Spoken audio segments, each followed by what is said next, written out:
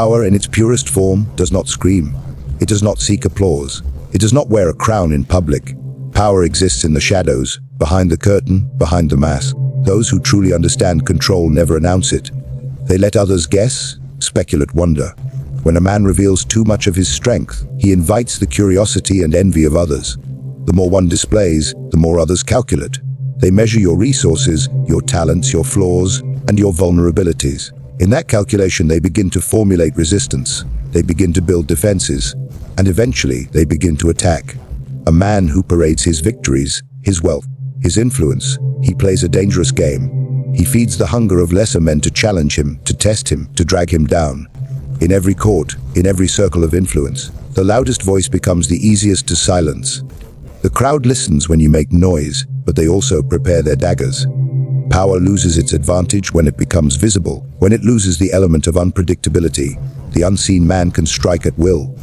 The man everyone watches becomes predictable, and predictability is death for those who wish to rule. Silence is not weakness, it is a weapon. The strong know when to withhold. When you hide your ambition, no one can prepare for your rise. When you downplay your intelligence, no one guards their thoughts in your presence. They underestimate you. And in underestimation lies the easiest path to conquest. But when you show your cards, when you boast your strategy, when you reveal the depths of your ambition, you make yourself a target of every lesser mind who seeks to make a name by defeating you. Your silence terrifies those who need clarity to feel secure. Your mystery disorients those who rely on knowing their enemy. You remove that advantage when you show off. Men fear what they cannot see. They fear what they cannot predict. If you want to control a room, don't enter as a spectacle. Enter with poise. Enter with restraint. Let your presence feel like a storm on the horizon, felt but not fully seen. The man who operates in silence listens more than he speaks. He observes while others perform. He gathers information while others boost. And in the game of power, information is the true currency.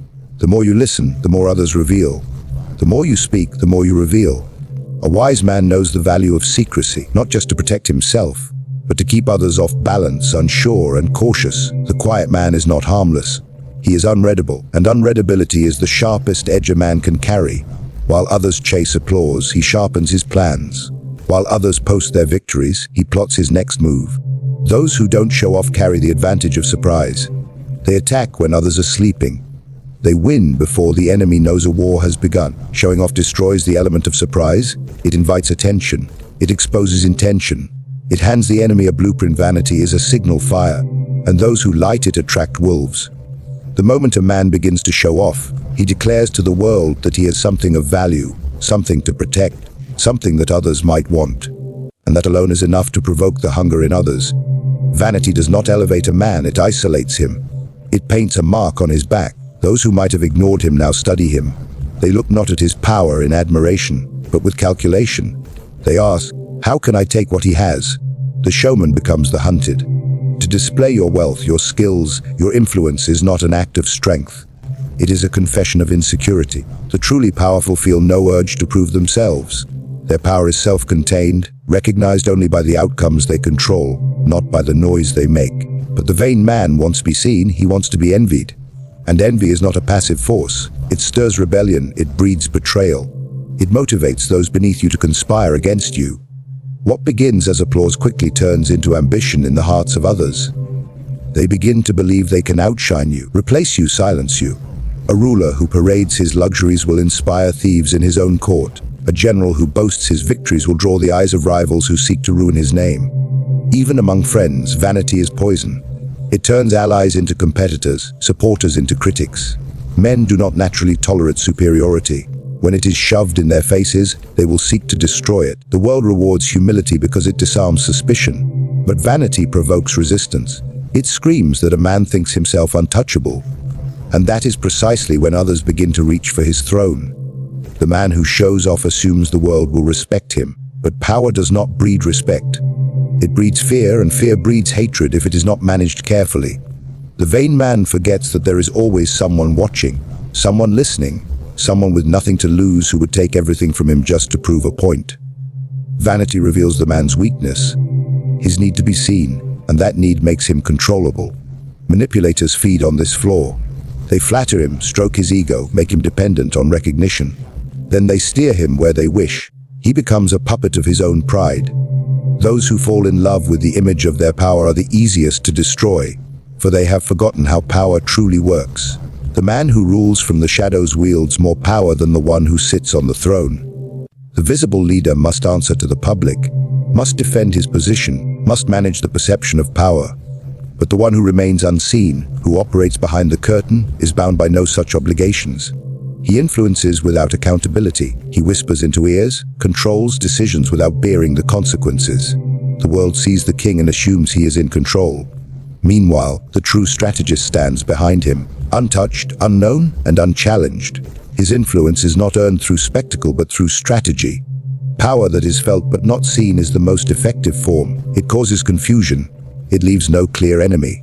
It leads others to question their own understanding of control. When no one can identify the source of a decision, they cannot trace it back, they cannot plan a counterattack. The man who chooses to remain hidden does not provoke envy, because he does not appear to be the one in command. He lets others bear the weight of exposure while he retains all the advantage. He speaks through proxies, acts through others, and ensures that his fingerprints are never found. The invisible hand can reach where armies cannot. It can infiltrate courts, corrupt minds, shape ideologies. While visible power must constantly defend its legitimacy, invisible power never needs to justify itself. It bends systems to its will without ever announcing its presence. It manipulates the powerful while remaining unexamined. The moment a man becomes the face of power, he becomes a symbol to be attacked. Statues can be torn down, kings can be assassinated, names can be dragged through the mud. But what cannot be seen cannot be targeted. The man who does not show his influence controls more than those who chase the title.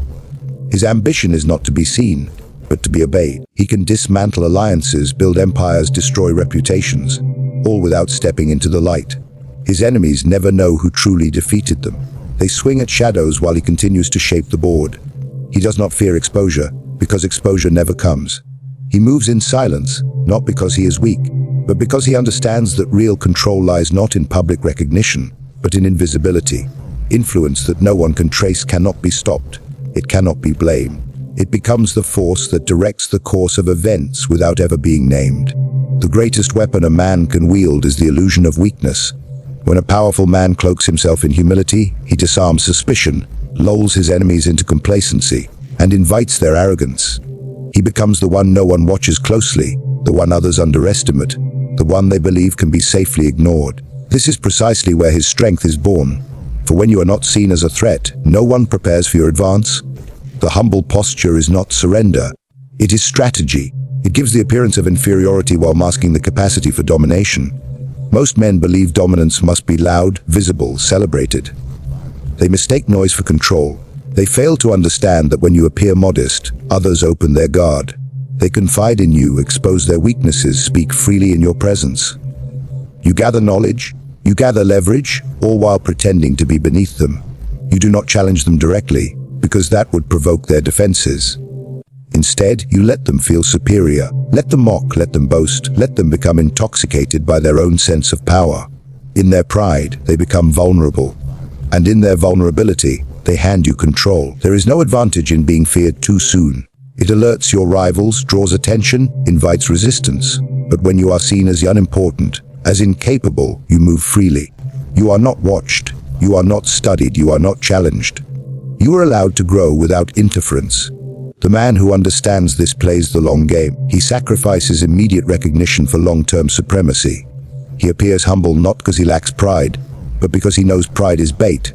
When others take it, they reveal themselves, and he writes their fate without them realizing it.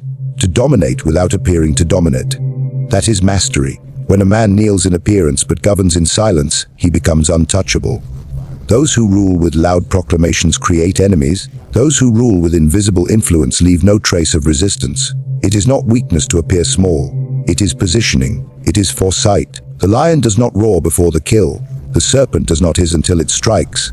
A wise man understands that power, when visible, creates opposition. But when hidden beneath humility, it multiplies unchecked. Pretending to be less than you are gives you access to places where real strength is feared. It opens doors that ego would close.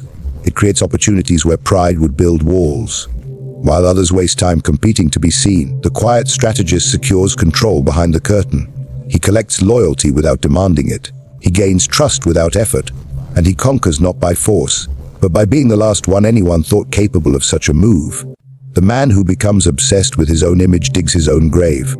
To seek constant validation, to crave the admiration of others, to display every success with theatrical flair. This is not strength, it is addiction. The braggart is not in control. He is a slave to attention. He does not act to gain advantage, but to maintain applause.